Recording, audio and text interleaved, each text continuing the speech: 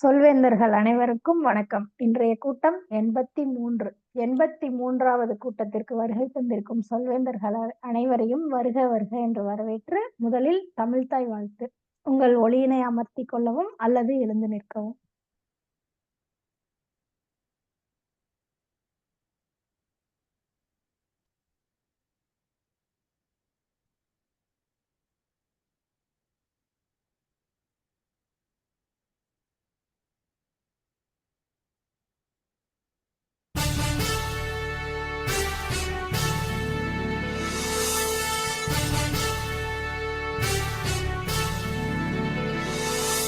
நீராறும் கடலுடுத்த நிலமடந்தை கெழிலொழுகும் சீராறும் மதனமென திகழ்வரத கண்டனிதில் எக்கணமும் அதில் சிறந்த திராவிடனல் திருநாடும் தக்க சிறு திரை முதலும் தரித்தனரும் திலகமுமே திலக வாசனை போல் அனைத்துலகும் இன்பமுற எத்திசையும் புகழ் மணக்க இருந்த பெரும் தமிழனங்கே தமிழனங்கே உன் சீரிழமை திறம் வியந்து செயல் மறந்து வாழ்த்துதுமே வாழ்த்துதுமே வாழ்த்துதுமே.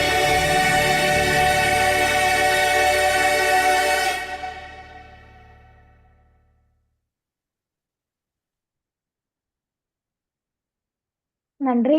இன்றைய கூட்டத்திற்கு தலைவர் இயலாத காரணத்தினால் செயலாளர் வித்யாலட்சுமி அவர்களை மெய்நிகர் மேடைக்கு அழைக்கிறேன். சொல்வேந்தர்கள் அனைவருக்கும் வணக்கம். அதிக எண்ணிக்கையில் சொல்வேந்தர்கள் இல்லையானாலும் நேரத்திற்கு நம்முடைய கூட்டத்தை சரியாக தொடங்கி விடுவோம், அடுத்த கூட்டத்திற்கு வருவார்கள் என்ற நல்ல எதிர்பார்ப்புடன் இன்றைய நெறியாளர் பாக்யலட்சுமி அவர்களை அழைக்கிறேன். மெய்நிகர் மேடை உங்களுடையது. நன்றி வித்யாலட்சுமி அவர்களே. சொல்வேந்தருக்கு அவைக்கு மீண்டும் வணக்கம். இன்றைய இலக்கண ஆசான் திரு பாலா அவர்களை மெய்நிகர் மேடைக்கு அழைக்கிறேன். முதலில் குரல்வேந்தரை அழைப்போம். வார்த்தை தெரிந்துவிட்டு குரல்வேந்தர் குரல் சொன்னார் என்றால் அந்த வார்த்தையும் அவர் உபயோகப்படுத்துவதற்கு வசதியாக இருக்கும். அதனால் முதலில் இலக்கண ஆசானாகிய நீங்கள் உங்களுடைய வார்த்தையும் கூறுமாறு கேட்டுக்கொள்கிறேன். ஒரு வாரியாக முடிவு செய்து என்னை அழைத்ததற்கு நன்றி. இலக்கண ஆசானின் வேலை என்ன என்றால், இலக்கண பிழைகள் இருக்கிறதா, ஏதாவது சொற்குற்றம் பொருட்குற்றம் இருக்கிறதா என்று பார்த்து சொல்லுவது, பேச்சில் ஏதாவது முன்னேறுவதற்கான சில விடயங்களை கூறுவது. இதுதான் இலக்கண ஆசான். தவறு மட்டும் கண்டுபிடிப்பதல்ல, அடுத்த நிலைக்கு செல்வது எப்படி என்றும் கூறுவது. இன்றைய சொல் கடைசி நேரத்தில் என்னை அழைத்ததால் நானும் நுணுங்கி யோசித்தேன் என்ன சொல்லலாம் என்று. அதனால் சரி, ஓகே, அதையே ஒரு சொல்லாக சொல்லிவிடலாம் என்று சொல்லி நுணுக்கம் என்பதுதான். நீங்க நுணுங்குதல், நுணுக்கம் எப்படி வேணாலும் உபயோகித்துக் கொள்ளலாம். நுணுக்கம் ஆங்கிலத்தில் நுவான்சஸ் என்று சொல்லுவார்கள் இல்லையா, அதுதான் தமிழில் நுணுக்கம். அந்த ப்ரிசைஸ், பர்ஃபெக்ஷன், இத்தனை வார்த்தைகளுக்கு சமமான ஒரு சொல் நுணுக்கம். அதனால் இன்றைய சொல்லை நுணுக்கம் என்று கூறிவிடுகிறேன். நன்றி. நன்றி. இப்பொழுது குரல்வேந்தர் வித்யாலட்சுமி அவர்களை திருக்குறளை சொல்ல அழைக்கிறேன். நன்றி நெறியாளர் அவர்களே. இன்றைய குறளை சொல்வதற்கு முன்பாக பாலா சொன்ன அந்த வார்த்தையும் பயன்படுத்தலாம் என்று இருக்கிறேன். ஒரு நாட்டிற்கான இலக்கணத்தை நுணுக்கமாக அழகான வார்த்தைகளில் நாடு என்ற தலைப்பில் வள்ளுவர் இந்த அதிகாரத்தில் உரைத்திருக்கின்றார். இரு புனலும் வாய்ந்த மலையும் வருபுணலும் வல்லரணும் நாட்டிற்கு உறுப்பு என்கிறார். இருபுணல் என்பது ஆற்று நீர், ஊற்று நீர் ஆகிய நீரின் வகைகளை குறிக்கும். அதற்கு தகுந்தாற் போல இயற்கையாக அமைந்த மலையும் வருபுனல் என்பது வானத்திலிருந்து பொழியும் அமிழ்தமான அந்த மழை நீரை குறிக்கும். அதன் பிறகு வல்ல அரணும், நல்ல வலிமை வாய்ந்த அரணும் ஆகிய அனைத்துமே ஒரு சிறந்த நாட்டிற்கு உறுப்பு என்று அழகாக நுணுக்கமாக ஒரு நாட்டின் அம்சங்களை வள்ளுவர் இந்த அதிகாரத்தில் உரைக்கின்றார். இருபுணலும் வாய்த்த மலையும் வருபுணலும் வல்லரணும் நாட்டிற்கு உறுப்பு என்பது. சென்ற வாரம் இதை படித்த பொழுது அந்த சொல்ல ஆக்கமும் பொருளும் என்னை கவர்ந்தன. ஆதலால் நம்முடைய சொல்வேந்தர் மன்றத்தில் பகிர்ந்து கொள்ளலாம் என்று இதை சொன்னேன். நன்றி. மிக அருமையான குரல்.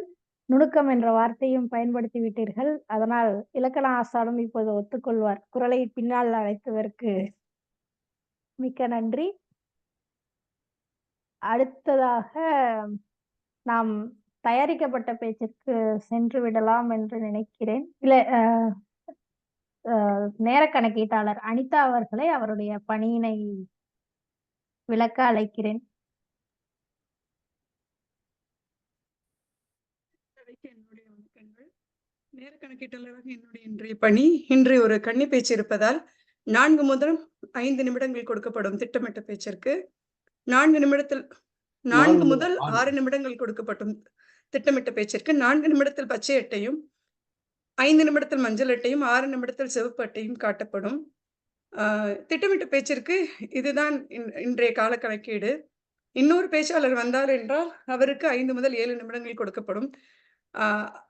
அடுத்ததாக மதிப்பீடு செய்பவர்களுக்கு 2 முதல் 3 நிமிடங்கள் கொடுக்கப்படும். 2 நிமிடத்தில் பச்சை அட்டையும் 2 நிமிடத்தில் மஞ்சள் அட்டையும் 3 நிமிடத்தில் சிவப்பு அட்டையும் காட்டப்படும். அடுத்ததாக உடனடி பேச்சிற்கும் கால வரையறை உண்டு. உடனடி பேச்சு 1 முதல் 2 நிமிடம் இருக்க வேண்டும். கட்டாயமாக 1 நிமிடம் பேச வேண்டும். அப்போதுதான் அவர்கள் வாக்குக்கு தகுதி பெறுவார்கள். நுணுக்கமாக இந்த கால கணக்கீடை கணக்கில் கொள்ளுங்கள். 1 நிமிடத்தில் பச்சை அட்டையும் 1 நிமிடத்தில் மஞ்சள் அட்டையும் 2 நிமிடத்தில் சிவப்பு அட்டையும் காட்டப்படும். இதுதான் நேர கணக்கீட்டாளராக என்னுடைய பணி. நன்றி.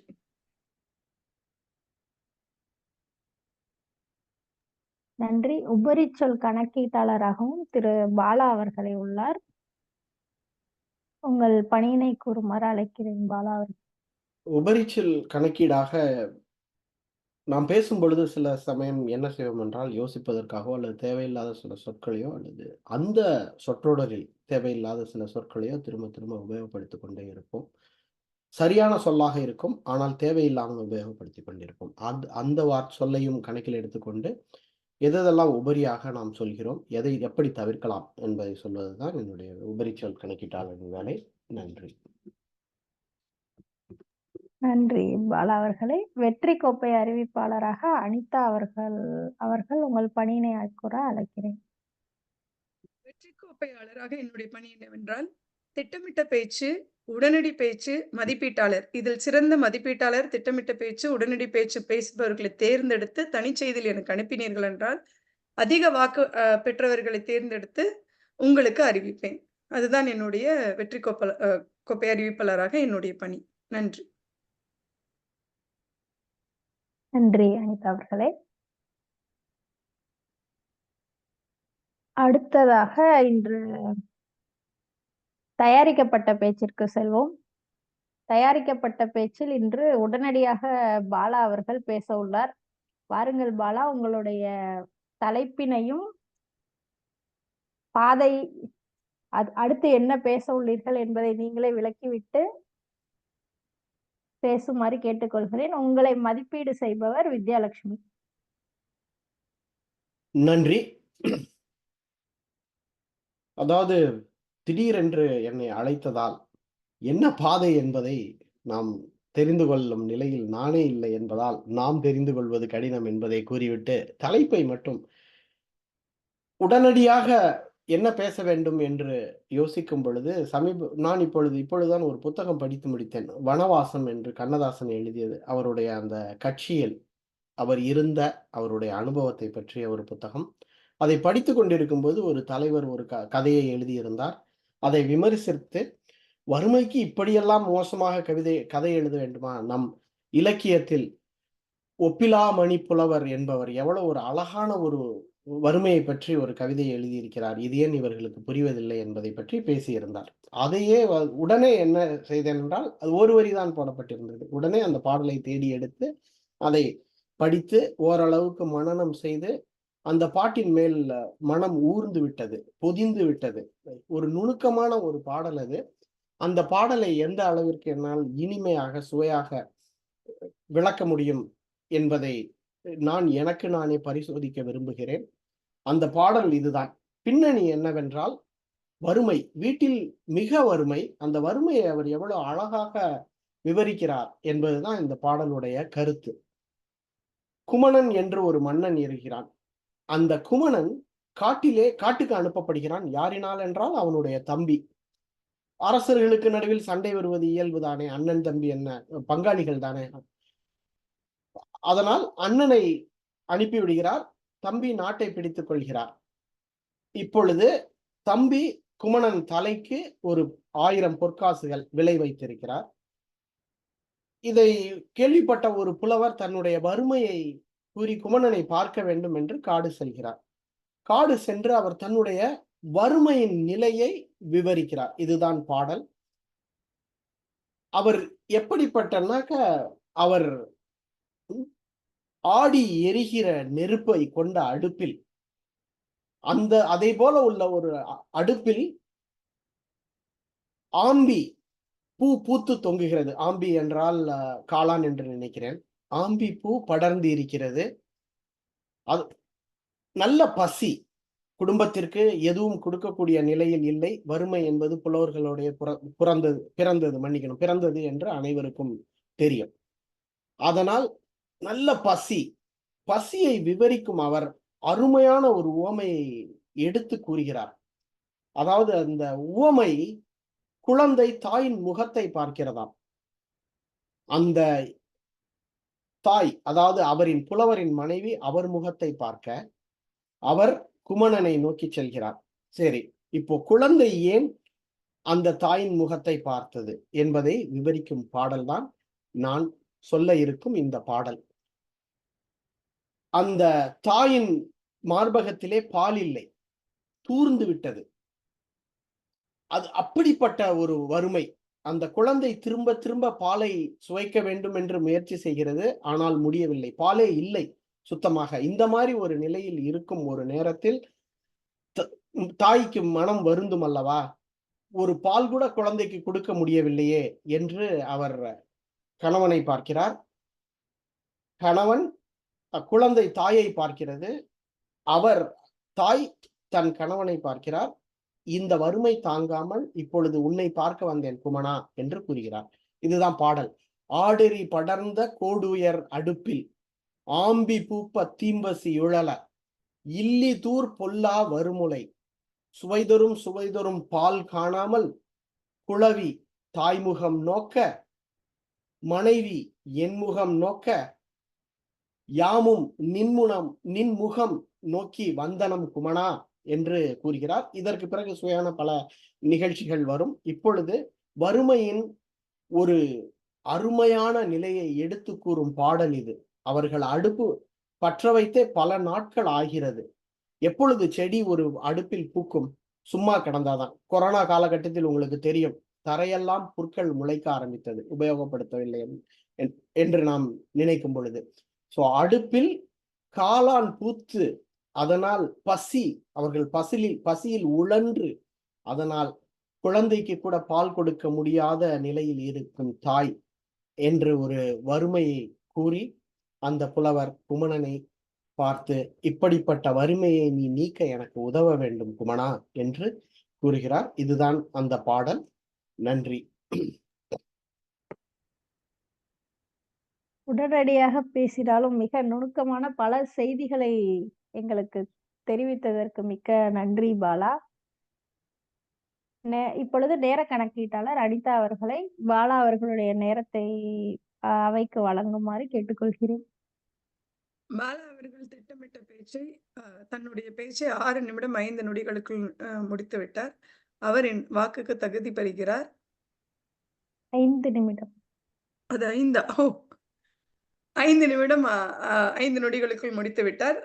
4 முதல் 6 நிமிட பேச்சில் குறிப்பிட்ட காலவரையறைக்குள் பேசியுள்ளதால் அவர் வாக்குக்கு தகுதி பெறுகிறார். நன்றி. நன்றி அனிதா அவர்களே. இப்பொழுது 2ஆம் கட்டம் தயாரிக்கப்பட்ட பேச்சிற்கு உடனடி பேச்சிற்கு செல்வோம். பாலா அவர்கள் பார்த்து விட்டார் என்று நினைக்கிறேன். நான் சொன்னதை ஆங்கில வார்த்தை உபயோகித்து விட்டேன். பாருங்கள் வித்யாலட்சுமி அவர்களே, உடனடி பேச்சு நெறியாளராக இன்று நீங்கள் உங்கள் பணியை ஆற்ற மெய்நிகர் மேடைக்கு அழைக்கிறேன். சொல்வேந்தர்கள் அனைவருக்கும் வணக்கம். இன்றைய உடனடி பேச்சின் தலைப்பு ஏன் ஏன் ஏன். குழலும் யாழும் மழலை முன் குழைப என்று குழந்தைகளை பற்றி ஒரு குறுங்குறள் உண்டு. சிறு குழந்தைகள் கேட்கும் கேள்விகள் எல்லாம் நமக்கு சிந்தனையை தூண்டும். உங்களுடைய குழந்தைகள் எல்லாம் சிறியவர்களாக இருந்து இப்பொழுது வளர்ந்து விட்டாலும் சரி, ஆனால் இன்று நான் கேட்கும் கேள்விகள் ஒரு குழந்தை கேட்பது போல இருக்கும். அதனால் நீங்கள் ஒரு பெற்றோராக இருந்து அதற்கு அந்த அளவில் சிந்தித்து அவர்களுக்கு புரியும் வண்ணம், அவர்கள் ஒத்துக்கொள்ளும் வண்ணம் உங்களுடைய பதில்களை வழங்க வேண்டும். இந்த தலைப்பிலே நான் நிறைய கேள்விகள் தயாரித்து விட்டேன். ஆனால் இருப்பதோ 3 பேர். சரி, 3 பேரையும் நாம் கேட்டு விடலாம் என்று. முதல் கேள்வி. அம்மா எப்பவும் அலைபேசி பார்த்துட்டே இருக்கீங்களே, ஏன் பார்த்துட்டே இருக்கீங்க அப்படி? அனிதா. இந்த கேள்வி என்ன பார்த்து கேட்டுட்டீங்க? இருக்கட்டும். இந்த கேள்வி என்ன பார்த்து கேட்டுட்டீங்க? இருக்கட்டும். கேள்வி வந்து அருமையான கேள்விதான். அலைபேசிய ஏன் எப்போதும் பார்த்துட்டு இருக்கோம்?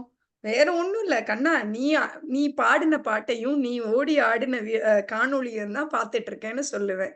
அதுக்கு மேல பிள்ளை கேட்டுச்சுன்னா, வாப்பா பக்கத்துல உட்காரு. வாட்ஸ்அப் புலனுக்குழுவுல பார்த்தேன்னா, உன்னுடைய ஆசிரியர் வந்து தமிழாசிரியர் போட்டிருக்காங்க. இன்னைக்கு நீ தமிழ் பள்ளியில சேட்டை பண்ணியாமே, அதத்தான் பார்த்துட்டு இருந்தேன். அப்படின்னு கேட்டோனே பிள்ளை அடுத்த முறை நம்ம பக்கத்துல நிக்குங்கிறீங்க. அதனால இந்த மாரி சமாளிச்சுக்க வேண்டியதுதான். முக்கியமா இன்னொன்னு, நான் நிறைய நேரம் புலனத்த வந்து பயன்படுத்துறதில்ல. அதுவும் முக்கியமா இந்த 2024ஆம் வருடத்துல WhatsApp வந்து எப்படியெல்லாம் பயன்படுத்தணும்னு ஒரு முறையா வைத்து, ஒரு நாளைக்கு 4 முதல் 5 முறை மட்டுமே பயன்படுத்த வேண்டும் என்று முடிவு செய்திருந்தேன். அதுல முக்கியமா காலையில 8 மணிக்கு, ஏன்னா என் பிள்ளைங்க பள்ளிக்கூடம் போற நேரம். மத்தியானம் 12 மணிக்கு, ஏன்னா அவங்க சாப்பிடும்போது ஒருவேளை ஏதாவது நமக்கு தகவல் அனுப்புவாங்க. சாயந்தரம் 4 மணிக்கு, ஏன்னா என்னுடைய குழந்தைகள் வீட்டுக்கு திரும்பி வரக்கூடிய நேரம் 4 முதல் 5. அந்த நேரத்துல கண்டிப்பாக தொலைபேசி என் கை பக்கத்துல இருக்கும். அடுத்து இரவு 9 மணிக்கு இருக்கும். அப்படின்னு ஆரம்பிச்சேன். அது சிறப்பாக 4 முதல் 5 மாதங்கள் சிறப்பாக சென்றது. எப்போது நான் எஸ்ஏடிக்காக வகுப்பு ஆரம்பித்தேனோ, கையில் கைபேசியும் கையுமாகத்தான் நான் இருக்கிறேன். எப்போதுமே புலனத்தை பார்த்துக் கொண்டிருக்கிறேன். அதனால் புலனம் இல்லாமல் இருப்பது இப்போது சிக்கலாக இருக்கிறது என்று சொல்லிவிட்டு, என் வேலையே புலனத்தை சார்ந்து இருப்பதால், எப்போதும் கைபேசியும் கையுமாக இருக்கிறேன் என்று என் பிள்ளையிடம் நன்றாக எடுத்து சொல்லி புரிய வைப்பேன். அவ்வளவுதான். வாய்ப்புக்கு நன்றி. அருமை, அருமை. தொடக்கத்தில் அவர்கள் குழந்தைகள் பாடிய பாட்டையே அதைதான் கேட்டுக்கொண்டிருக்கிறேன் என்று அவர்களை ஏற்றிவிட்டீர்கள் நன்றாகவே. மனிதனுடைய ஆன்மாவின் ராகம் குழந்தை என்றும் ஒரு மேற்கோள் இருக்கின்றது. அதுபோல அந்த ஆன்மாவின் ராகம் போல அந்த குழந்தைக்கு பதில் சொல்லும் போதும் அந்த பாட்டையே கேட்டேன் என்று சொன்னீர்கள். தமிழ் பள்ளி தொடர்பான செய்திகளை பார்த்து கொண்டிருக்கிறேன் என்று சொன்னீர்கள். அதனால் அடுத்தது, அம்மா நாம தான் அமெரிக்கால இருக்கோமே, அப்புறம் ஏன் தமிழ் படிக்கணும்? தமிழ் பள்ளிக்கு வா வா வான்னு ஏன் உயிரை எடுக்கிறீங்க? பொருத்தமான ஆள் பாக்யலட்சுமி. மிக்க நன்றி வித்யா. நிறைய முறை இந்த கேள்வியை நான் சந்தித்திருக்கிறேன். அதனால்தான் முதலில் நான் தமிழ் ஆசிரியராக சென்றது. சரி, இப்போ அம்மா வர்றாங்க, அதனால நம்ம ஓடவும் முடியாது, ஒளியவும் முடியாது அப்படின்னு சொல்லி 3 பேருமா தான் கிளம்பி போனோம். முதல்ல ஆரம்பத்திலிருந்தே இப்பொழுது வரை அப்படித்தான். இப்பொழுது என் பிள்ளைகள் எல்லாம் இப்பொழுது அந்த தமிழின் சுவையை கண்டு கொண்டார்கள் என்றுதான் சொல்ல வேண்டும். ஏனென்றால் இப்பொழுது நாங்கள் இந்தியா சென்றோம் என்றால் அவர்கள் தமிழில் பேசினார்கள் என்றால் அவர்கள் அமெரிக்காவில் இருந்து வருகிறார்கள் என்று யாரும் சொல்ல மாட்டார்கள். எப்பொழுது அவர்கள் இருவரும் ஆங்கிலத்தில் உரையாட ஆரம்பிக்கிறார்களோ அப்பொழுது அவர்களுடைய மொழி மொழி இங்கிருக்கும் உரையாடல்கள் எல்லாம் அவர்கள் அதே போல ஸ்லாங் என்று சொல்லுவோமே, அதே போல பேசிக் கொண்டிருப்பதால் அப்பொழுது இது நீங்கள் எங்கிருந்து வருகிறீர்கள் என்று கேட்பார்கள். அதே போல எங்கள் வீட்டிற்கு யார் வந்தாலும் முதல் வார்த்தை கூறுவது தமிழ் நன்றாக பேசுகிறார்கள் என்றுதான் அவர்களுக்கே அந்த அந்த இது பிடித்து விட்டது. அந்த பெருமை அவர்களே இப்பொழுது பெருமையாக இருக்கிறார்கள். நான் தமிழ் நன்றாக பேசுகிறேன் என்ற ஒரு எங்கு சென்றாலும் என்னால் படிக்க முடியும், கேட்க முடியும் என்ற ஒரு தன்னம்பிக்கையுடன் இருப்பதால் இப்பொழுது அந்த கேள்விகள் அதிகமாக வருவதில்லை. அதனால் எப்பொழுது வந்ததோ அப்போதிலிருந்தே நாங்கள் 3 பேரும் இணைந்து செயலாற்றுவதால் இப்பொழுதெல்லாம் அந்த கேள்விகளை நான் சந்திப்பதே இல்லை. மிக நுணுக்கமாக நான் கையாண்டிருக்கிறேன் என்று நினைக்கிறேன். ஏனென்றால் அவர்களையும் சேர்த்து நானும் செல்வதால் அவர்கள் அதன் உண்மைத்தன்மையை புரிந்து கொண்டார்கள் என்றே சொல்ல வேண்டும். மிக்க நன்றி. அருமை பாக்யலட்சுமி. தமிழில் சரளமாக பேசுகிறார்கள். தமிழ் பள்ளி சென்ற பிறகு நல்ல பயன் இருக்கிறது என்று உங்கள் அனுபவத்தை சிறப்பாக சொன்னீர்கள். அது மிகவும் பாராட்டத்தக்கதுதான். தமிழில் பேசுகிறார்கள் என்றால் தமிழ் பள்ளிக்கு வரும் அத்தனை குழந்தைகளும் அப்படி பேசுவதில்லை. ஏதோ ஒரு சிலர் தான். மிகவும் சிறப்பாக இருந்தது. அடுத்தது மீதி இருக்கும் ஒரே ஆண் மகனான சொல்வேந்தரை அழைத்து விடுவோம். நாம எல்லாரும் இந்தியன்னு சொல்றீங்களே, நாம அமெரிக்கால இருக்கோம். அப்ப இந்தியன்னா இந்தியால தானே இருக்கணும். ஏன்பா அப்படி? வாங்க பாலா. நன்றி. ஒரு குழந்தை நம் இந்தியன் தானே என்று இருக்க வேண்டும். இதுல எனக்கு ஒரு குழப்பமான நான் இப்போ பெண்கள் திருமணமாகி புகுந்த வீடு சென்றவுடன் அவர்கள் புகுந்த வீட்டை பற்றி தான் அதிகமாக யோசிப்பார்கள். இப்ப நானும் அதே நிலையில் தான் இருக்கிறேன். புகுந்த வீட்டிற்கு வந்த ஒரு நிலையில் தான் இருக்கிறேன். ஏனென்றால் இங்கு குடியுரிமை வாங்கிவிட்டதால் இப்பொழுது நான் அமெரிக்கன் ஆகிவிட்டேன். ஆனால் பிறப்பில் நான் இந்தியன் என்பது ஒரு மாற்ற முடியாது. அதே நிலை, பெண்களுக்கு உண்டான அதே நிலையில் இருக்கிறான். அந்த பார்வையில் இந்த பதிலை சொல்லும் பொழுது இந்தியன் என்று ஏன் சொல்ல வேண்டும் என்றால், பாரம்பரியத்தை பற்றி என் குழந்தையிடம் சொல்லுவேன். இல்லப்பா, நம்ம இங்கெல்லாம் என்ன பண்றோம் அப்படின்னாக்க, ஒரு 500 ஆண்டு வரலாறு தான் இங்கு இருக்கிறது. நம்ம ஊர் இருக்கு இல்லையா, கிட்டத்தட்ட ஒரு 3000, 4000 அல்லது 5000 ஆண்டு, 3000 என்பது நிரூபிக்கப்பட்டிருக்கிறது.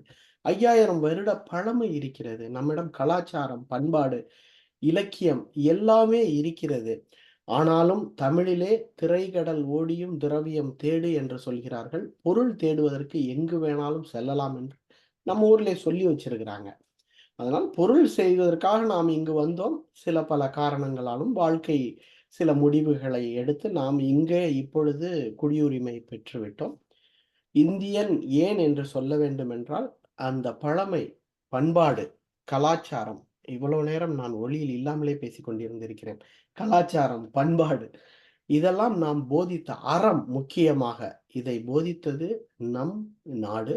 அதனால் நம் இந்தியன் என்று சொல்வதில் எப்பொழுதுமே ஒரு சிறந்த மனிதனாக காட்டிக்கொள்ளும், சிறந்தவனாக மாற்றும். இதுதான் நான் என் குழந்தைக்கு சொல்லும் பதிலாக இருக்கும். நன்றி. அருமை. நம்முடைய திட்டப்பணியில் ஒன்று இணங்க வைக்கும் பேச்சு என்று ஒன்று இருக்கிறது. உங்களுடைய உடனடி பேச்சின் ஒரு பகுதியை கேட்டவுடன் எனக்கு அதுதான் நினைவுக்கு வந்தது. எப்படி நம்முடைய கருத்துக்களுக்கு தகுந்தாற் போல இணங்க வைக்கும் வகையில் நீங்கள் அந்த குழந்தைக்கு பேசுவீர்கள் என்று மிகவும் சிறப்பாக இருந்தது. கணவன் மனைவி இருவருமே தம்மை செதுக்கிக் கொள்ள கிடைத்த உளிகள் தான் குழந்தைகள் என்று சொல்வார்கள். அதனால்தான் இந்த தலைப்பில் இன்று தேர்ந்தெடுக்கலாம் என்று நினைத்தேன். நாம் இன்னும் சொல்வேந்தர்கள் பல பேரை எதிர்பார்த்து கொண்டிருப்பதால் இத்துடன் முடித்துவிட்டு நேர கணக்கீட்டாளரை அழைக்கிறேன். நேரம் அதிகமாக இருப்பதால் நேர கணக்கீட்டாளராக இன்றைய நெறியாள் செய்யும் பாக்யா அவர்களையும் கேட்கலாம். நீங்கள் இன்னொரு முறை ஒவ்வொருவரையும் கேள்வி கேட்க வேண்டும் என்றாலும் கேட்கலாம் என்று நினைக்கிறேன். பாக்யா அவர்களும் வித்யா அவர்களும் முடிவு செய்யலாம். நமக்கு நேரம் இருக்கிறது. வித்யா அவர்களிடம் கேள்வியும் இருக்கிறது.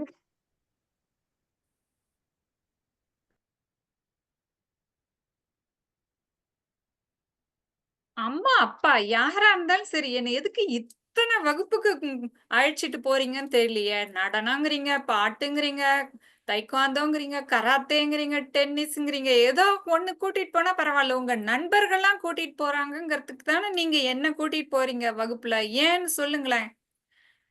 யார் வேண்டுமானாலும் இதற்கு பதில் சொல்லலாம்.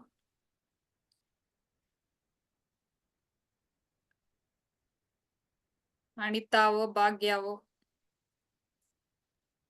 நானே சொல்கிறேன். இதோ வந்து விட்டேன். எல்லா வகுப்புக்கும் ஏன் கூட்டிட்டு போறோம்னா, 1000 கலைகள் 64ல ஒரு 10வது தெரிஞ்சுக்கலாமே. அந்த 10ல 4வது நீ படிக்க மாட்டியா? அந்த 4ல 1னையாவது நீ ஞாபகம் வச்சுக்க மாட்டியா? அப்படிங்கிற ஒரு சின்ன ஆசைதான்ப்பா அப்படின்னு சொல்லுவேன். அடுத்து சில இது பார்த்தேன்னா, எனக்கு படிக்கணும்னு ஆசை இருந்தது. நான் அன்னைக்கு படிக்க முடியல. அதாவது ஓவியம்லாம் எங்க காலகட்டத்தில போய் ஓவியத்துக்கு நாங்க ஒரு ஆசிரியர்ட்ட போய் கத்துக்கிறோம்னு சொன்னா, வீட்ல பெருக்குமாறு எடுத்து பெருக்கி விட்டு தான் மறுவேலை பார்ப்பார்கள். ஏனால் இதற்கெல்லாம் உனக்கு வகுப்பா அப்படின்னு. ஏன்னா காசு செலவழிக்க மாட்டாங்க. அடுத்து பார்த்தீங்கன்னா, நடனத்துக்கு நான் பரதநாட்டியம் கத்துக்கொள்ள ஆரம்பித்தேன். ஆனால் சில பல காரணங்களால் என்னுடைய நடன ஆசிரியர் வந்து வர முடியாத காரணங்களால் அது பாதியில் நின்று விட்டது. அப்ப என்னால முடியாது உன்கிட்ட கத்துக்கணும்னு ஆசை. இன்னொன்னு எனக்கு நீச்சல் தெரியாது. வாழ்றதுக்கு நீச்சல் தேவை. அதனால நீச்சல் இங்க போட்டோம். இப்படி ஒவ்வொன்னுக்கும் ஒரு காரணம் இருக்கு. நாங்க வாழ்ற காலத்துல பக்கத்து வீடு, அண்டை வீடு எல்லா வீட்டுக்கும் நாங்க போய் சாப்பிடலாம், வைக்கலாம். யாரும் தூக்கிட்டு போயிற மாட்டாங்க. குழந்தைக்கு ஒண்ணும் நடக்காது. இன்னைக்கு பக்கத்து தெருவுல அனுப்புறதுக்குள்ள பள்ளிக்கூட பேருந்துல ஏத்தி விட்டோம்னா, காணாம புள்ளையேன்னு வாரத்துக்கு ஒரு மெசேஜ் வருது. ஐயா மெசேஜ்ங்கிறது ஒரு ஃப்ளோல வந்துருச்சு. ஒரு செய்தி வருது. அந்த செய்திய வந்து நீங்க பார்க்கக்கூடாதுங்கிறதுக்காக தான் நீங்க வந்து தற்காப்பு கலையில நல்லா இருக்கணும். அப்படின்னு சொல்லிட்டு தான் உன்ன டைக்கோண்டா போடுறோம். சரி டைக்கோண்டாக்கு போனா வீட்ல சண்டை போடுறீங்கன்னா, சரி கொஞ்சம் இயல்புல நல்லா இருக்கணுமே அப்படின்னு பாட்டு வகுப்புக்கு போட்டோம். பாட்டு வகுப்புக்கு போட்டா பொம்பள பிள்ளைங்கன்னா வந்து பாடணும். அ எ அதுவும் எங்களோட மாமனார், மாமியார் சொன்னாங்க, என் மாமனாரோட அப்பா நல்லா ரொம்ப அருமையா பாடுவாராமா. எல்லா செய்யுளையும் பாடத் தெரியுமா. அப்ப ஒருவேளை மரபணுக்கள் வழியா அவனுக்கு பாடம் வந்திருக்கும்னு நெனச்சு போட்டோம். இதெல்லாம் ஒரு குத்தமா பாப்பா? எப்படியும் 1 வருஷத்துல நீ இதுல 4 காலாவதியாக்கிற போற. மீதி 2 நம்ம 2 பேரும் போராடி இழுத்துட்டு வரப்போறோம். அதனால வகுப்புக்கு போலாம் பாப்பா. அப்பா பணம் குடுக்கும்போது சந்தோஷமா போயிட்டு, நான் ஒரு 4 மக்களையும், நீ ஒரு 4 வகுப்பையும் பாத்துட்டு வருவோம்னு சொல்லுவேன். அவ்வளோதாங்க. நன்றி. அருமை, அருமை. உண்மையிலேயே உங்கள் குழந்தைகளை நினைத்தால் எனக்கு மனதிற்கு வருத்தமாக இருக்கிறது. பேசியே நான் இந்த கேள்விக்கு இப்படி பதில் ஒவ்வொரு வகுப்புக்கும் வரும் என்று நான் எதிர்பார்க்கவே இல்லை. நீங்கள் 64 கலைகள் கற்கவில்லையாயினும் குழந்தைகள் கற்க வேண்டும் என்ற பெரிய மனதோடு பெரிதினும் பெரிது கேள் என்று நினைத்து அனுப்புகிறீர்கள். சரி.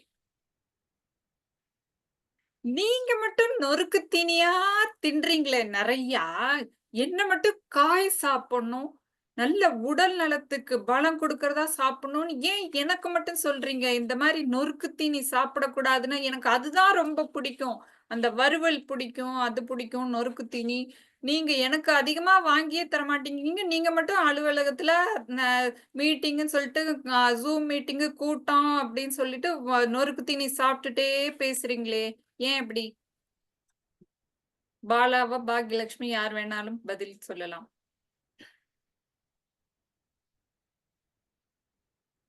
நான் சொல்லி விடுகிறேன். ஆனால் இது வந்து எங்கள் வீட்டுக்கு பொருந்தாத ஒரு கேள்வி. என் குழந்தைகளுக்கு. என் பெண்ணும் சரி, மகனும் சரி, நொறுக்கு தீனி சாப்பிடுவது இல்லை. அதனால் ஏதாவது ஒரு அமெரிக்கத்தனமான பதிலை தான் கூற வேண்டும். கேட்டார்கள் என்றால் என்ன சொல்லுவோம்? நொறுக்கு தீனி செல்வது உடலுக்கு நல்லது கிடையாது. நீ எவ்வளவு வேணா நொறுக்கு தீனி சாப்பிட்டுக்கப்பா. ஆனா அதுக்கு நீ என்ன பண்ணணும்னாக்கா, காய்கறிகள் அதற்கு சமமான காய்கறிகளை நீ சாப்பிட வேண்டும். உணவு என்பது இங்கே வந்து என்ன பண்றோம் அப்படின்னாக்கா, கேலரி அதை பொறுத்து தான் நாம் சாப்பிடுகிறோம். ஆனால் இந்திய உணவு அல்லது தமிழ் உணவு என்பது அது கிடையாது. உடலுக்கு இந்த அளவு இவ்வளவு தேவை இருக்கிறது. அதனால் நொறுக்கு தீனி சாப்பிடு. காய்கறிகள், பழங்கள் அதையும் சேர்த்து சாப்பிடு. என் பையன் என்ன சொல்லுவான்னாக்கா, பீஸா சாப்பிடும் பொழுது அதுல ஒரு தக்காளி இருக்கே, அதுவும் கூட காய்கறி தானே என்று சொல்லி சாப்பிடுவதும் உண்டு. ஆனால் அது கிடையாது. அ சரியான சரிவிகித உணவை சாப்பிட வேண்டும் என்று நான் கூறுவேன். மறுபடியும் நான் கூறுகிறேன், எங்கள் வீட்டில் நொறுக்கு தீனி சாப்பிடுபவர்கள் அதிகம் இல்லை என் குழந்தைகள். அதனால் பொதுவான ஒரு பதிலை கூறினேன். நன்றி. அருமை, சிறப்பு. நல்ல உணவை எடுத்துக்கொள்ள வேண்டிய அவசியத்தை அந்த குழந்தைக்கு புரியும்படி சொன்னீர்கள். மகேந்திரன் அவர்களே, நீங்கள் உடனடி பேச்சுக்கான கேள்வி கேட்டு அதற்கு பதில் சொல்ல தயாராக இருக்கின்றீர்களா? வணக்கம். நிச்சயமாக பொறுத்துக் கொள்ளுங்கள். இன்று என்ன என்றால், ஒரு சிறு குழந்தை பெற்றோர்களிடம் கேட்கும் கேள்வி போல ஏன் ஏன் ஏன் என்ற தலைப்பு. நீங்கள் பெற்றோராக இருந்து அவர்களுக்கு சரியான பதிலை ஏற்றுக்கொள்ளும்படி வழங்க வேண்டும். ஏம்மா, ஏன்பா, ஏன் கூட விளையாடாம நீங்க அலுவலகத்துக்கு போயிறீங்க, என்ன கொண்டு போய் காப்பகத்துல தள்ளிடுறீங்களே, இது ஏம்மா, ஏன் இப்படி பண்றீங்க? மகேந்திரன்.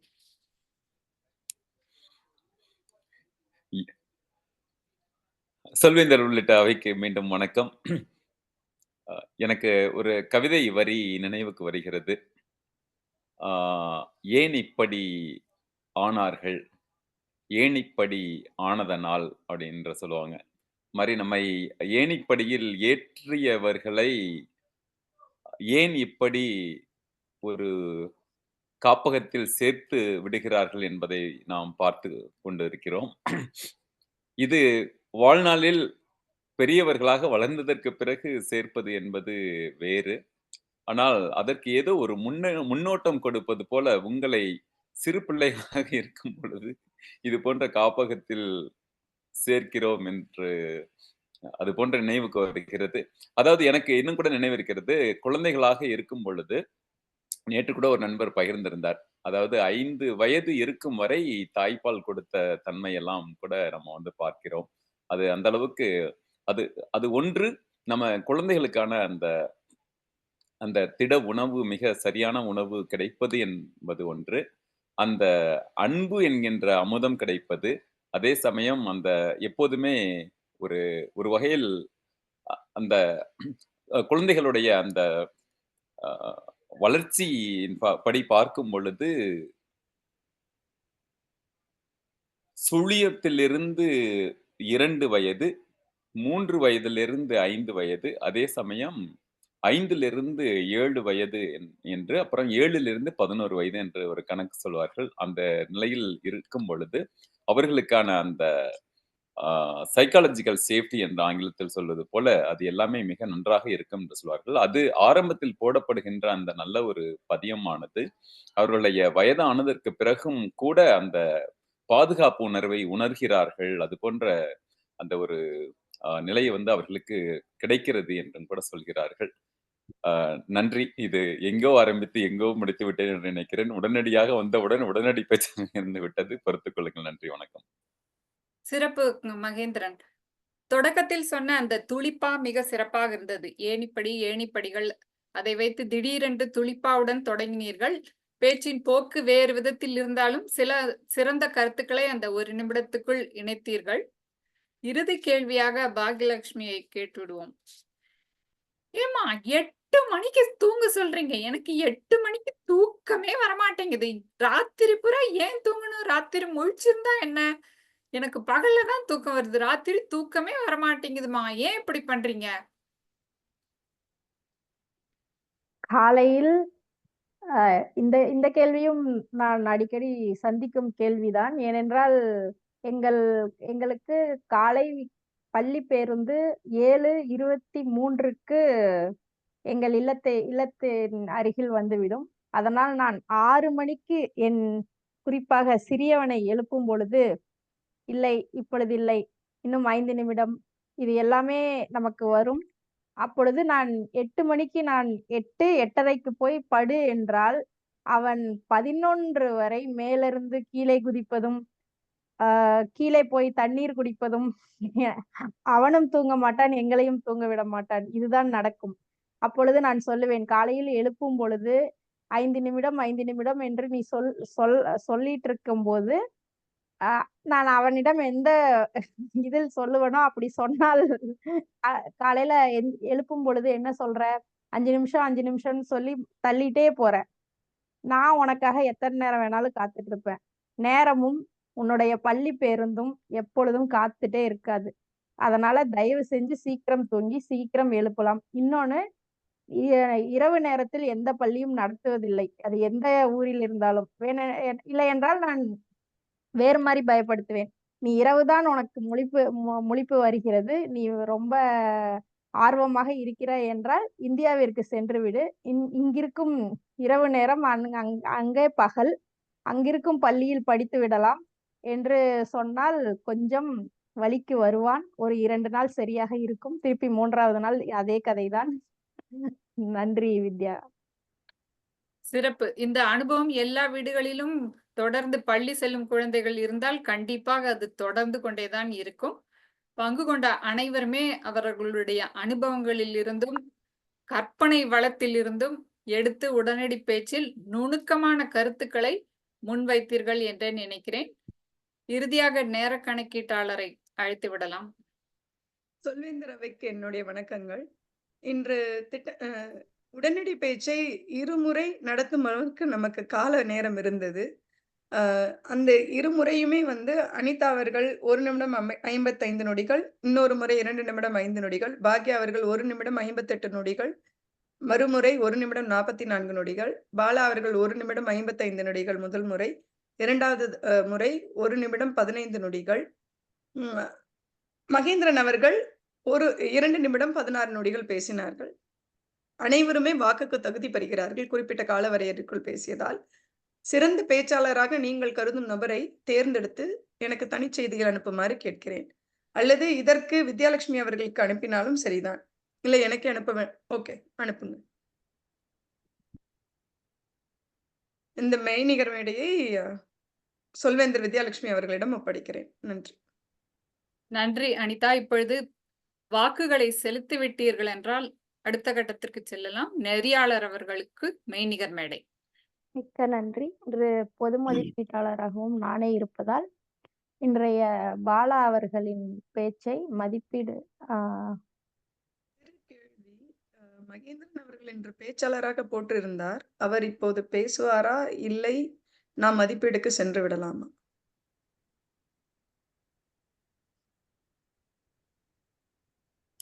செயலாளர் வித்யா அவர்கள் பொறுத்துக் கொள்ளுங்கள். நேரம் இருந்தால் பேசுவதற்கு தயாராக அந்நியமாக இருக்கிறேன். நீங்க என்ன திட்டப்பணி, அந்த படிவங்கள் எல்லாமே இருக்கா? அந்த ஊக்கப்படுத்தல் நிறைவு பேச்சு என்று நினைக்கிறேன். அதை மட்டும் உறுதிப்படுத்த வேண்டும். எத்தனை பேச்சு இன்னும் இருக்கு? 20 நிமிடங்களா? இல்ல ஒரு 5 to 7 நிமிடங்கள்.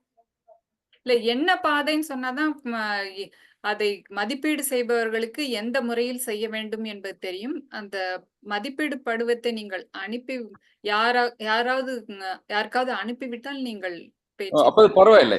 அடுத்த முறை கூட நான் பார்த்துக்கொள்ளலாம். இந்த முறை சில வேலைகள் இருந்ததுனால வர முடியல. அடுத்த முறை பார்த்துக்கொள்ளலாம். மன்னிக்க வேண்டும் மகேந்திரன். ஏனென்றால் அந்த திட்டப்பணிக்கு தகுந்தாற் போல மதிப்பீடு செய்ய வேண்டும் என்பதற்காகத்தான் நான் குறிப்பிட்டேன். நிச்சயமா அடுத்த முறை நிச்சயமாக பார்க்கலாம். நன்றி.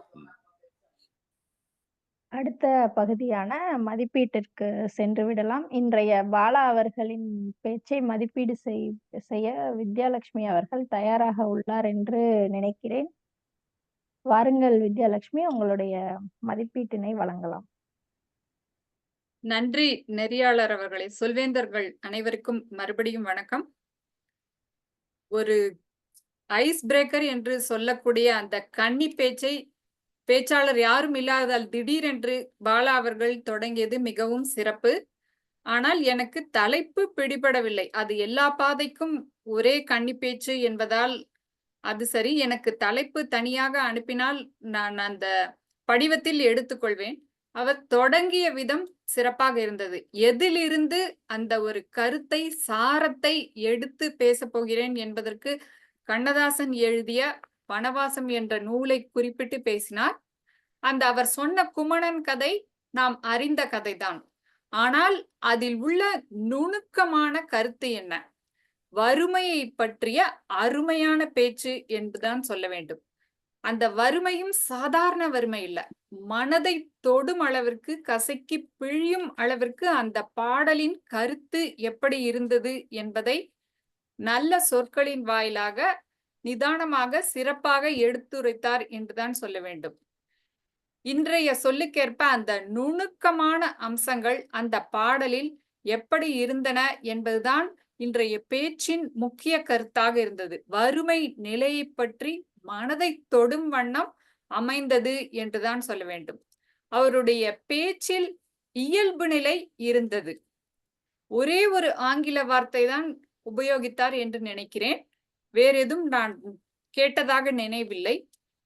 திடீரென்று பேசினாலும் அந்த சரளம் இயல்பு நிலை அது இருந்தது. அவையோரை பற்றிய விழிப்புணர்வும் இருந்தது. பேசுபவர்களுக்கு ஒரு ஆர்வம் ஊட்டும் வகையில் எப்பொழுதுமே பேசும் பொழுது ஒரு கதையோடு நிகழ்ச்சியோடு தொடங்கினால் அது மக்களின் ஆர்வத்தை கவனத்தை ஈர்க்கும். அந்த அளவில் அவர் கதையோடு தொடங்கியதும் மிக சிறப்பாக இருந்தது. உடல் மொழி அதிகம் நான் பார்க்க முடியவில்லை. எப்பொழுதுமே அவர் தலையும் இடுப்பளவு கூட தெரியவில்லை. அதனால் அது கொஞ்சம் நம்முடைய இந்த கூட்டங்களில் ஒரு தவிர்க்க முடியாதது என்றுதான் சொல்ல வேண்டும். தலையளவு மட்டும்தான் பார்க்கிறோம். உடல் மொழியை அதிகமாக பார்க்க முடியவில்லை. ஏற்ற இறக்கம் இன்னும் கொஞ்சம் இருந்திருக்கலாமோ என்று அவரவருடைய பாணி வேறு வேறாக இருக்கும். ஆனால் அந்த திட்டப்பணிக்கு ஏற்ற இறக்கம் அதிகம் இல்லை என்று சொல்வேன். மற்றபடி ஆர்வம் ஊட்டக்கூடியதாகவும் தலைப்பும் நுணுக்கமான கருத்துக்களை உள்ளடக்கியதாகவும் இருந்தது என்பதோடு மட்டுமல்லாமல் இந்த பாடலை படிக்கும் பொழுது நாம் எந்த அளவுக்கு நன்றி உணர்வு உடையவர்களாக இருக்க வேண்டும் என்பதும் ஒரு எண்ணம் எனக்குள் தோன்றியது. இவ்வளவு வறுமை இப்படி ஒரு நிலை இருந்ததா என்று நினைத்து பார்க்கக்கூடிய அளவில் இருந்தது என்றுதான் உரைப்பேன். நன்றி. நன்றி. நுணுக்கமான மதிப்பீடு. உங்களுக்கு பல இன்று வித்யா அவர்கள் உடனடி பேச்சு நெறியாளராகவும் இருந்து கொண்டு மிக சிறப்பாக மதிப்பீட்டினை வழங்கினார் என்றே சொல்ல வேண்டும். ஏனென்றால் அவருக்கு இடைவெளி என்பதே இல்லாமல் போயிற்று. இன்று மிக அருமையாக செய்தீர்கள் வித்யா. அதுவும் கூட்டம் தொடங்கியவுடன் உங்களுக்கு வைக்கப்பட்ட கோரிக்கையை ஏற்று நீங்கள் மிக அருமையாக உங்கள் பணியினை செய்ததற்கு மிக்க நன்றி. அடுத்ததாக நாம் இப்பொழுது நகைச்சுவை நேரம் அனிதா அவர்களே, நேர கணக்கீடு.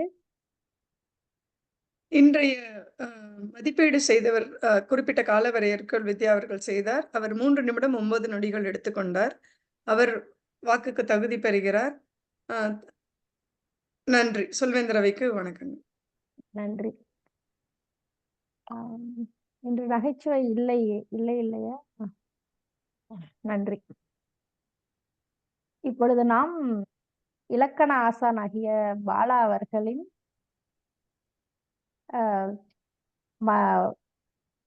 விளக்கத்தை கேட்க அழைக்கிறேன். உங்களுடைய அறிக்கையை சமர்ப்பிக்குமாறு கேட்கிறேன் பாலா அவர்களே. நன்றி. நுணுக்கம் என்ற சொல்லை வித்யா அவர்கள் 4 முறையும், அனிதா அவர்கள் 1 முறையும், பாக்யா அவர்கள் 3 முறையும் உபயோகப்படுத்தினார்கள். நான் 1 முறை உபயோகப்படுத்தினேன். நுணுக்கம் என்ற வார்த்தையை நானே கொடுத்த அந்த கணக்கை எடுத்துக்கொள்ளவில்லை. பேசிக்கொண்டிருக்கும் போது நடுவில் 1 முறை உபயோகப்படுத்ததே நான் அதை கணக்கில் எடுத்துக்கொண்டேன். அதனால் இது நுணுக்கம். எனக்கு ஒரு பெருமையான ஒரு விடயம் என்னவென்றால், அனைவரும் அழகாக தமிழ் பேசுகிறார்கள். அந்த ஆற்றலுக்கான ஓட்டம் அதிகரித்திருக்கிறது. இன்று நான் தவறுகள் அதிகம், எனக்கு மிகவும் அதிர்ந்ததுன்ற சொல் கொஞ்சம் தவறான சொல்லாக இருக்கலாம். எதிர்பார்த்து வரும் பொழுது ஏமாற்றம் நிகழும் அல்லவா? அனிதா அவர்கள் இன்று உபரி சொல் உபயோகப்படுத்துவது மிக மிக மிக குறைவாக இருந்தது. தனியாக அவர் ஏதோ ஒரு பயிற்சி செய்கிறார் என்று நான் நினைக்கிறேன். அருமை. வித்யா அவர்களிடம் நாம் சொன்னது போல் நான் இலக்கணம் உபரி சொல் 2ஐயும் சேர்த்தே சொல்லிவிடுகிறேன். வித்யா அவர்களிடம் உபரி சொல் இல்லை. அவர்கள் பேச்சு அருமையான பேச்சாகவும் இருந்தது, ஆற்றலுக்காகவும் இருந்தது. அனிதா அவர்கள் அதாவது பாத்தீங்கன்னா அப்படின்ற சொல்லை 1 முறை தேவையில்லாத இடத்தில் இன்று நாம் ஒரு மிகச்சிறந்த அறிவாளிகளாக மாறிக்கொண்டிருக்கிறோம். ஆங்கில சொற்களை உபயோகித்து கணக்கெடுத்து கொண்டு விட்டார், ஒரு சொல் கணக்கீடா என்று கூற வேண்டியது. அதை தவிர்த்தால் நன்றாக இருக்கும். தெரிகிறது நீங்கள் இதில் முக்கியம் பாக்கியா, நீங்கள் தானாக உங்களுக்கு நீங்கள் அதாவது ஆடு தானாக பிரியாணி அண்டாவில் வந்து உட்கார்ந்தது போல் நீங்கள் சொன்ன சாரி என்ற சொல்லை நான் கவனிக்கவே இல்லை. நீங்கள் சொன்ன பிறகுதான் என்ன ஆங்கில வார்த்தை இவர் சொன்னார் என்று யோசித்து ஓ சாரி என்று உபயோகித்தார் என்று எழுதி வைத்தேன். இது தானாக தனக்குத்தானே ஆப்பு வைத்துக் கொள்வது என்று பெயர். அதனால் அதை தவிர்க்கலாம் என்று நினைக்கிறேன். நாம் இங்கு வருவதே சிறப்பாக தமிழில் பேச வேண்டும். முடிந்த அளவு ஆங்கில சொற்களை தவிர்க்க வேண்டும் என்பதற்காகத்தான். மறந்தும் உபயோகப்படுத்திட்டால் தவறில்லை. அடுத்த பேச்சில் அதை எப்படி தவிர்க்கலாம் என்று யோசிக்கலாமே தவிர, இதை நான் உபயோகித்து விட்டேன், இதை இவர் குறித்துக் கொள்ளப் போகிறார், அது தேவையில்லை என்று நான் நினைக்கிறேன். அது ஒன்று. அடுத்து அனிதா அவர்கள் மெசேஜ் என்று சொல்லிவிட்டு சொன்ன அதே சொல் இவர் அதனால் அது அதாவது பாத்தீங்கன்னா என்று அனிதா கூறினார். பாக்கியா அவர்கள் சாரி, ஸ்லாங் போன்ற ஆங்கில வார்த்தைகளை உண்மைத்தன்மை ரொம்ப அதாவது நீண்ட இடைவேளைக்கு பிறகு இந்த சொல்லை நான் கேட்கிறேன். உண்மைத்தன்மை நன்றாக இருந்தது அந்த சொல்லாடல். அதே போல என்பதை 5 முறையும், ஒரு என்பதை தேவையில்லாத இடத்தில் 2 முறையும் பாகியலட்சுமி அவர்கள் உபயோகப்படுத்தி இருந்தார். மற்றபடி மகேந்திரனுக்கு என்ன சொல் என்று தெரியாது, அதனால் அதை பெரிதாக நான் கணக்கில் எடுத்துக்கொள்ளவில்லை. சைக்கலாஜிக்கல் சேஃப்டி என்ற ஒரு ஆங்கில சொல்லை ஆங்கில சொற்றொடரை உபயோகப்படுத்தியிருந்தார். மற்றபடி இலக்கணம் நம்மளுடைய பேச்சு மெருகேறிக் கொண்டே இருக்கிறது நாளுக்கு நாள். மிக்க மகிழ்ச்சி, நன்றி.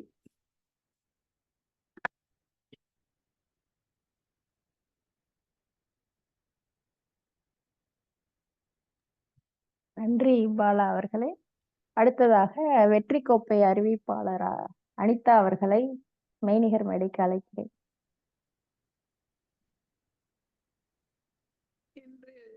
இன்றைய வெற்றியை சூடியவர்கள் பார்த்தீர்கள் என்றால், பாலா அவர்கள் வந்து பாலாவும் நானும் உடனடி பேச்சில் சரிசமமாக வெற்றி பெற்றோம். அடுத்ததாக பாலா அவர்கள் திட்டமிட்ட பேச்சில் உண்மையிலேயே இன்னொருவர் பேசியிருந்தாலும் சிறப்பாக உடனடி பேச்சாக திட்டமிட்ட பேச்சை பேசினாலுமே அவர் வெற்றி பெற்றார் என்றுதான் சொல்ல வேண்டும். சிறப்பாக இருந்தது. வித்யா அவர்களுமே வந்து மதிப்பீடை வந்து இன்று அனைவருமே உடனடியாக அனைத்து விஷயங்களையும் செய்த மாதிரி இருந்தது. இதுதான் இன்றைய வெற்றி கோப்பை அறிவிப்பாளராக வெற்றி பெற்றவர்களின் அறிக்கை. நன்றி. நன்றி அனிதா அவர்களே.